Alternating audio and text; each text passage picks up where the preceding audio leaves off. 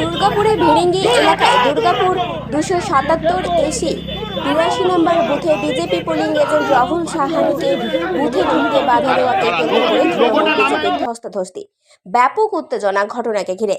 দুর্গাপুর পশ্চিম বিধানসভার বিজেপি বিধায়ক লক্ষণ চন্দ্র ঘড়ুইকে তৃণমূল নেতা কর্মীরা ধাক্কা দিয়ে এলাকা ছাড়া করে। তৃণমূলের অভিযোগ, বিজেপি বিধায়ক লক্ষণ চন্দ্র ঘড়ুই বুথের সামনে দাঁড়িয়ে ভোটারদের প্রভাবিত করছে। পরিস্থিতি সামাল দিতে ঘটনাস্থলে বিশাল পুলিশ বাহিনী।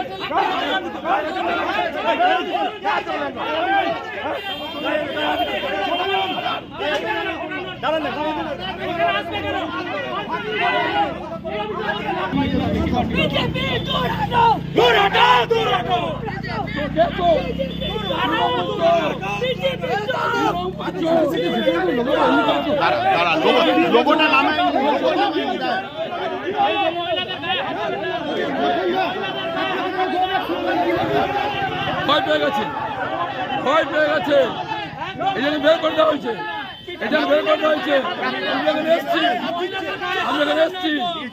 আমি এখানে এসছি